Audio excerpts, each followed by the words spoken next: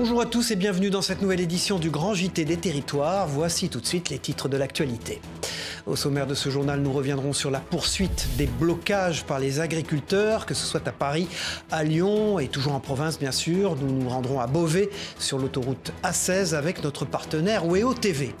Et puis nous évoquerons la problématique juridique posée par ce que l'on appelle les cold cases avec le cas du meurtre de Marie-Thérèse Beaufanti, survenu il y a 27 ans dans la région de Grenoble. Son meurtrier, malgré ses aveux, ne sera pas poursuivi en raison, de la prescription des faits. Nous y reviendrons avec Télé Grenoble.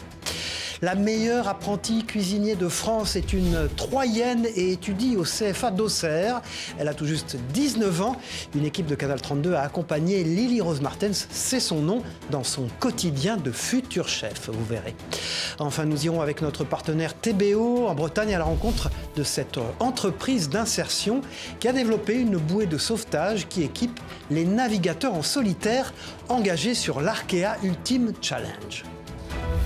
Et puis pour commencer ce journal, malgré les annonces du Premier ministre, la colère des agriculteurs ne faiblit pas.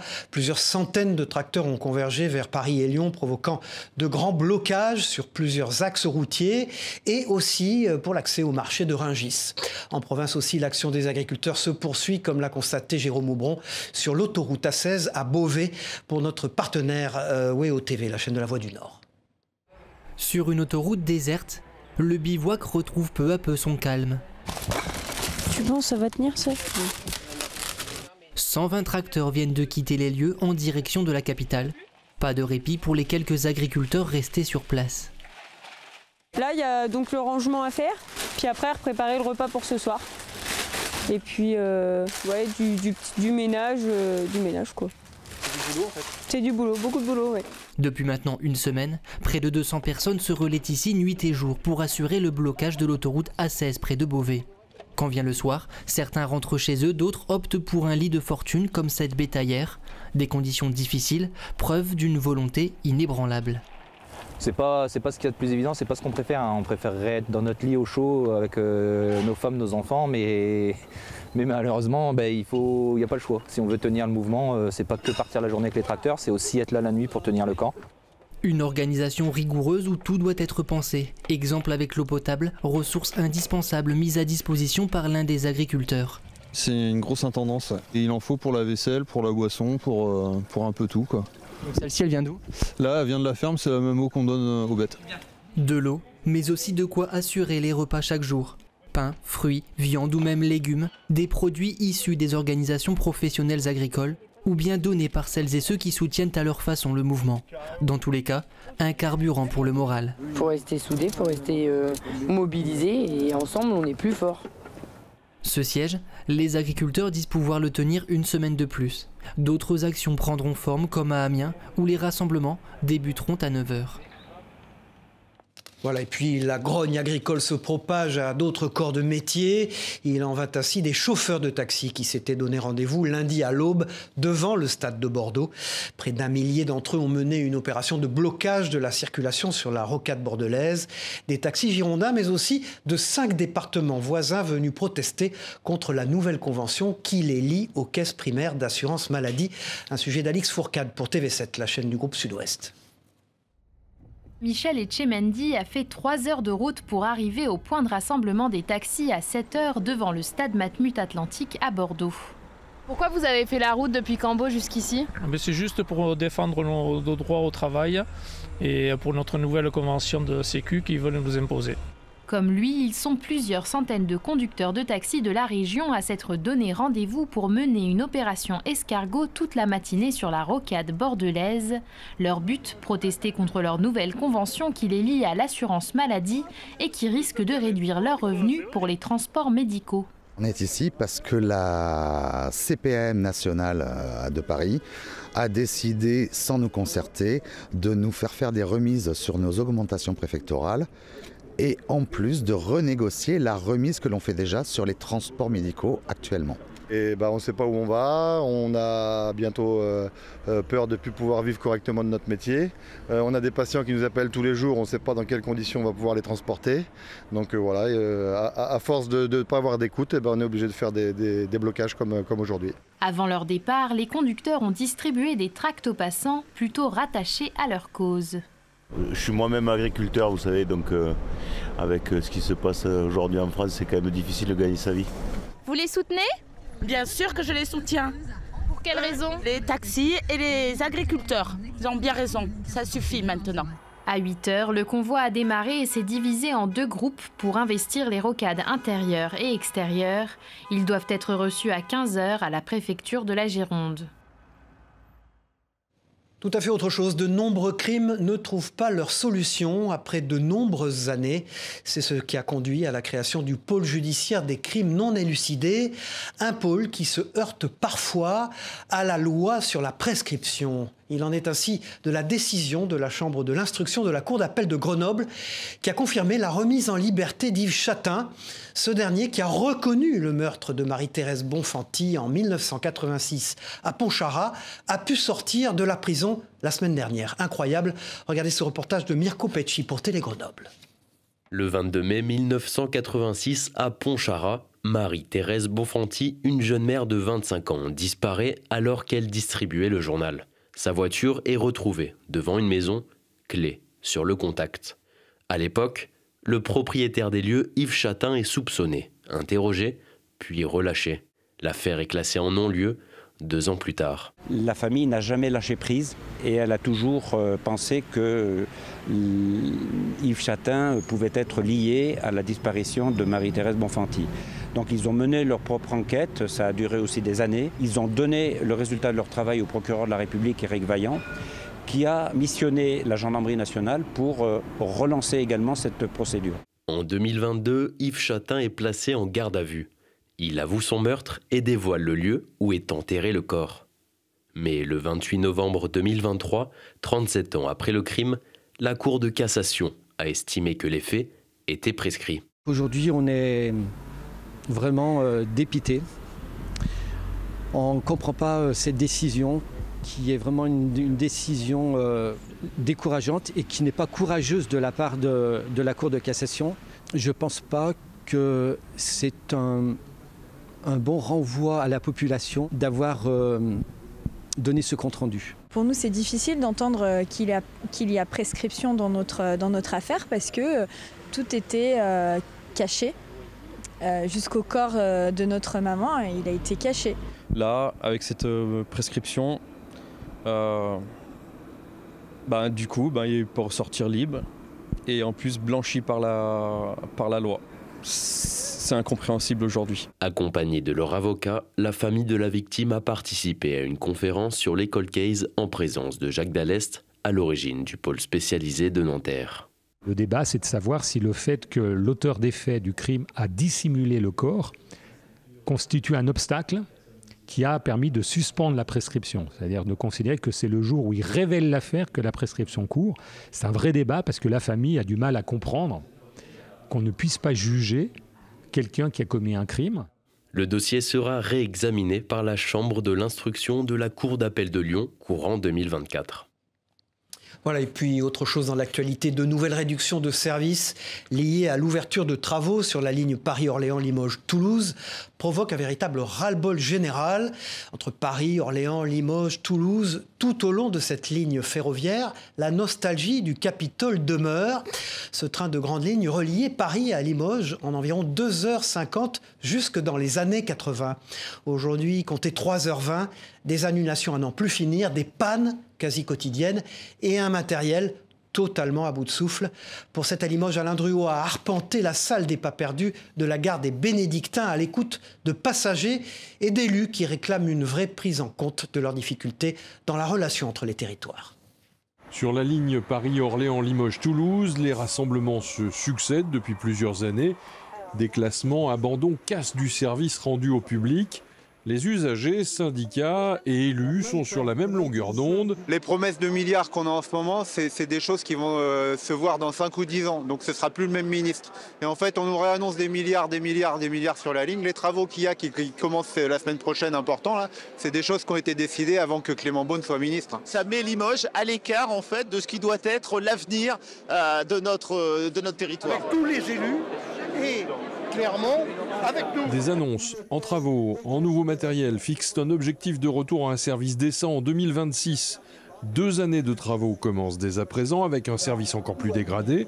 Temps de parcours et fréquences vont être malmenés. Il faut croire à cet objectif, mais on est unis pour surveiller SNCF et gouvernement pour que l'objectif de 2026 ne soit pas repoussé au calendrier grec. Il faut que l'on se batte pour que les engagements pris soient tenus. Ce n'est que dans le collectif que nous y arriverons. Le service qui est supposé être rendu pour 195 € n'est pas rendu.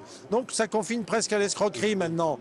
Alors une fois un incident, ça s'entend, 2 fois ça peut se comprendre, mais tous les jours de manière récurrente, c'est-à-dire que si aujourd'hui le train n'est plus en panne, c'est presque une anomalie. La SNCF a mal joué en disant on va faire tenir notre matériel jusqu'au prochain, sauf que ça ne tient pas. Et puis l'État ne joue pas non plus son rôle, puisque c'est l'État qui est l'autorité organisatrice de transport pour les intercités. Il y a fort à parier que d'autres rassemblements râle-polte vont se tenir dans les prochains mois. La nostalgie du Capitole demeure et l'ensemble des participants espèrent le retour de la fiabilité du service sur la ligne. Saint-Christophe sera convoqué, les pratiquants ferroviaires devront reprendre le train. Voilà, à 19 ans, elle remporte le concours de meilleur apprenti cuisinier de France. Ouvrons maintenant une page gastronomique dans ce journal pour adresser toutes nos félicitations à Lily Rose Martens, car à 19 ans, la jeune femme a remporté le concours de meilleur apprenti cuisinier. Elle n'est que la 4e femme à inscrire son nom au palmarès presque exclusivement masculin de cette épreuve, si convoitée, qui compte 69 lauréats. Elle a aussi pour elle d'avoir réussi son CAP en seulement 1 an contre 2 habituellement. Lily Rose est donc une surdouée de la cuisine, comme l'a constaté Canal 32 sur place. Regardez. À 19 ans, Lily Rose Martens a remporté le titre de meilleur apprenti cuisinier de France lors de l'épreuve nationale qui a réuni les 13 meilleurs candidats régionaux. Ça m'a changé parce que j'ai appris à gérer mon stress, même s'il y en a toujours encore un peu. Après, là déjà, je vais pouvoir faire un stage à l'Élysée. C'est la preuve qu'avec un CAP, on peut faire de grandes choses, que c'est pas forcément une voie pour les personnes qui savent pas trop quoi faire. Après l'obtention de son bac, avec plus de 17 de moyenne et une mention très bien, Lily Rose a choisi de se réorienter vers sa première passion, en visant l'excellence. Ça m'a un peu surpris, mais pas très longtemps, parce que depuis l'âge de 9-10 ans, elle venait déjà avec moi, elle montait sur un seau à décorer les donuts. Ça l'a toujours beaucoup plu. Je ne m'attendais pas à ce qu'elle gagne le titre, parce qu'il y a quand même de très grandes maisons qui sont là. Le deuxième, c'est quand même l'apprenti de chez Anne-Sophie Pic. Et puis il y avait d'autres étoilés Michelin, donc il y avait du lourd derrière.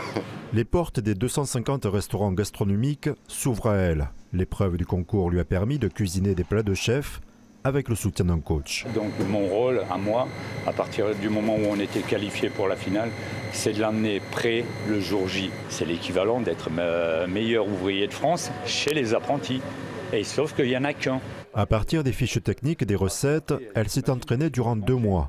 Avec le soutien de son entourage, Harry Forge lui a confectionné ses emporte-pièces, son restaurant, du temps pour s'exercer. Il y a vraiment une notion de transmission. Et bien sûr que pour Lily, quand on a su qu'elle rentrait dans ce concours-là, moi je lui ai donné carte blanche. J'aime bien dans la cuisine, c'est justement qu'il n'y a pas trop de limites. Il y a des recettes que j'aime bien, des plats traditionnels que j'aime bien, mais j'aime bien aussi l'innovation, la cuisine moléculaire, je trouve ça vraiment intéressant. Lily Rose Martens a choisi de prolonger son CAP en entamant une année de formation dans la réalisation de desserts pour restaurants.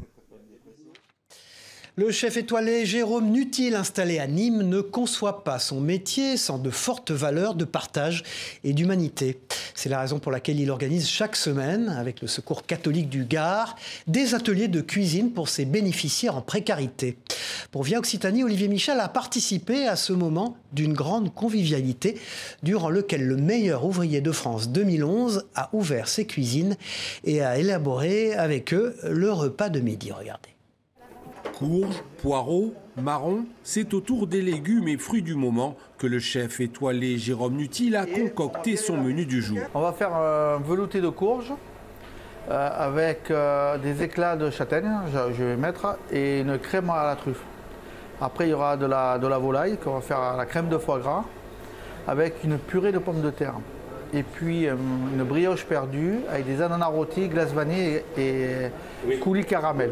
Particularité de sa brigade, elle est aujourd'hui constituée de bénévoles et de bénéficiaires de l'aide du Secours catholique.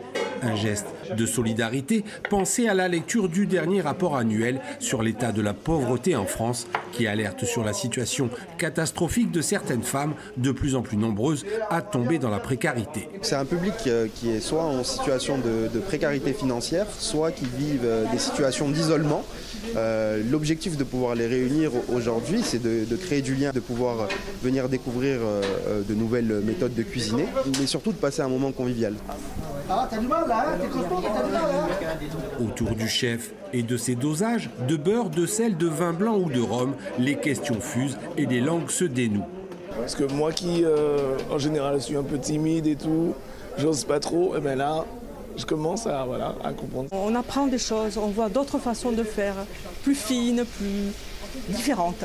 Un temps de convivialité pensé par le chef avec la volonté de les sortir de leur quotidien.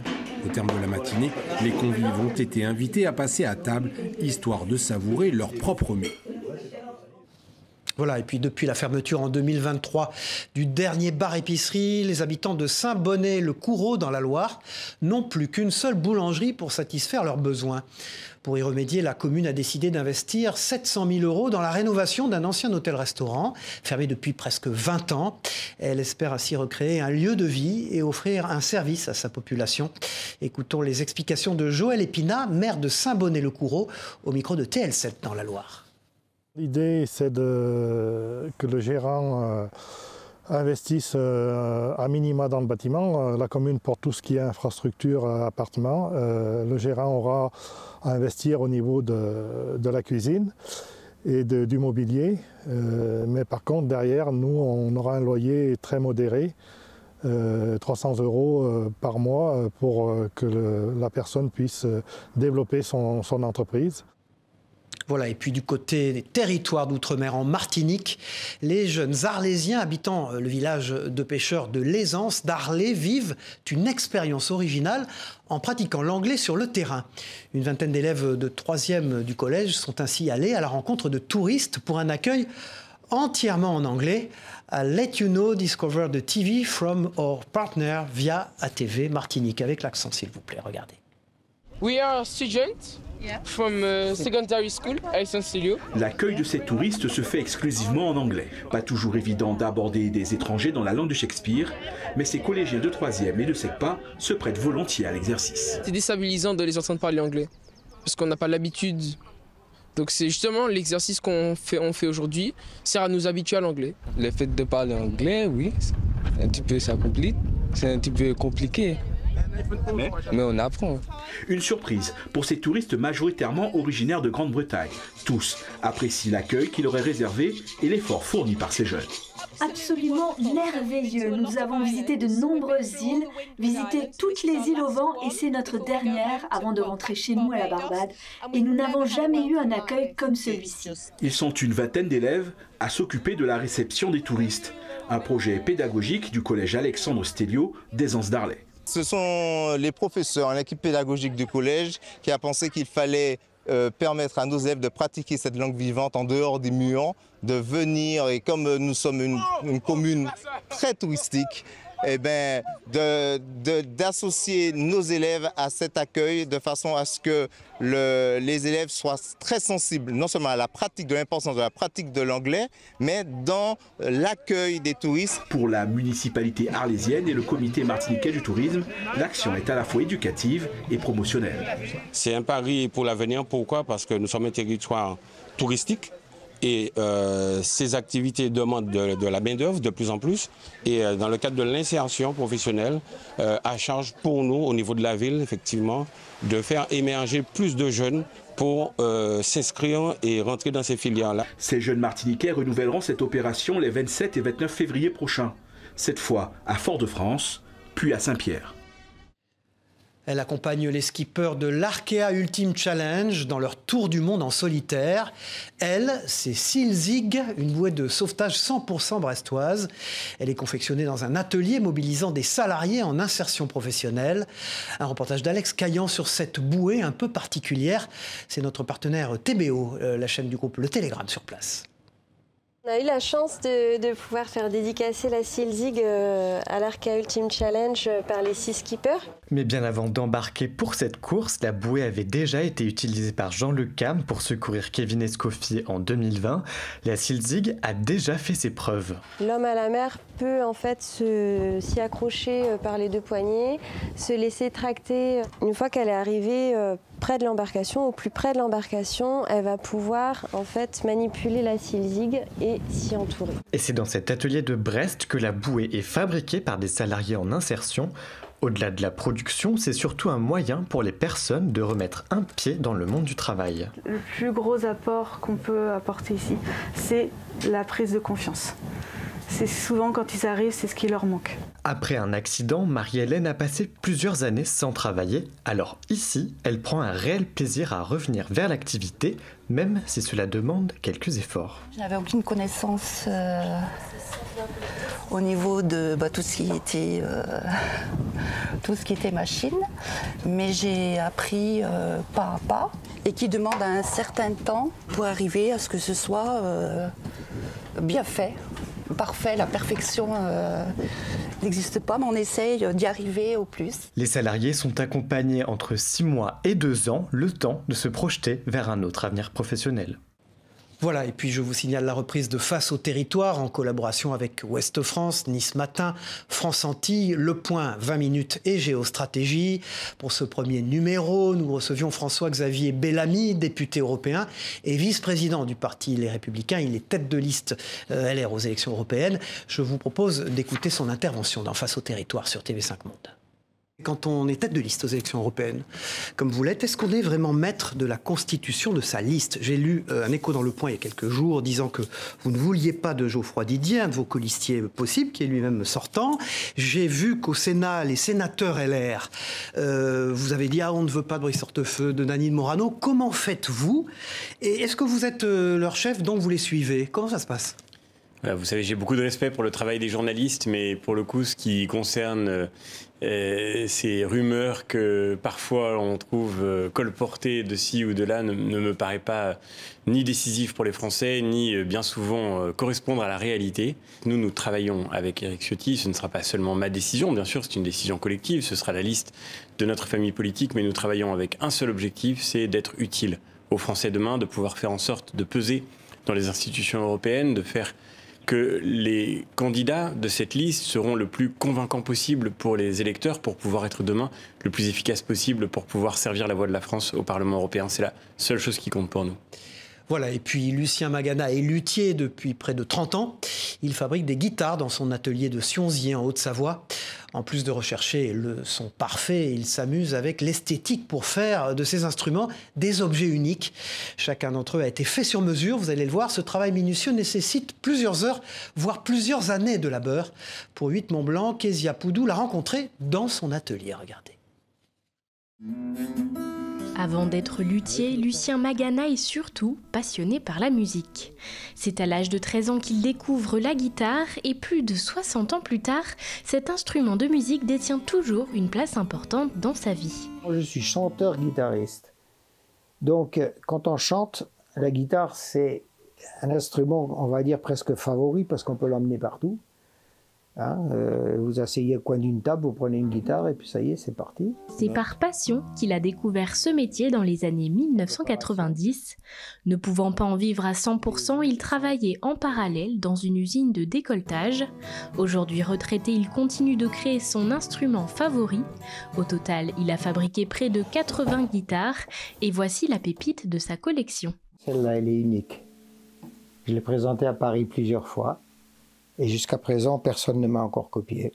Il n'y a pas d'ouverture. Il y a une double table et un double fond. Mais avant de pouvoir sortir de telles notes, ce prototype lui a demandé beaucoup de temps, plus de 2 ans de travail. Les guitares plus traditionnelles nécessitent quant à elles près de 150 heures. Guitares classiques, folk, électriques ou encore même des ukulélés sont créés dans cet atelier. Sa clientèle étant avant tout composée de musiciens professionnels, la qualité se doit d'être irréprochable. Et cela commence d'abord par le choix du bois et notamment de la table d'harmonie, élément essentiel de la guitare puisqu'elle a un énorme rôle à jouer dans la sonorité de l'instrument. Le PCA est un très bon bois de résonance qui est utilisé depuis le Moyen-Âge pour fabriquer les violons, les violoncelles, etc. Le bois de chacune des parties de la guitare, comme le manche, le fond ou encore les éclisses, a été réfléchi pour optimiser ce matériau au maximum. Suivant si vous voulez une guitare qui brille ou une guitare qui soit un peu plus sourde ou un son qui soit un peu moins brillant ou un peu plus brillant, on travaille exactement sur les barrages qui sont sous la table. Le plus gros de cette commande sur mesure a été effectué. Une fois terminée, elle ira dans une salle spéciale dont l'hygrométrie est mesurée pour permettre à l'instrument une conservation optimale. Voilà, c'est la fin de cette édition. Merci de nous avoir suivis. On se retrouve très vite pour une nouvelle édition du Grand JT des Territoires. Au revoir à tous, à bientôt.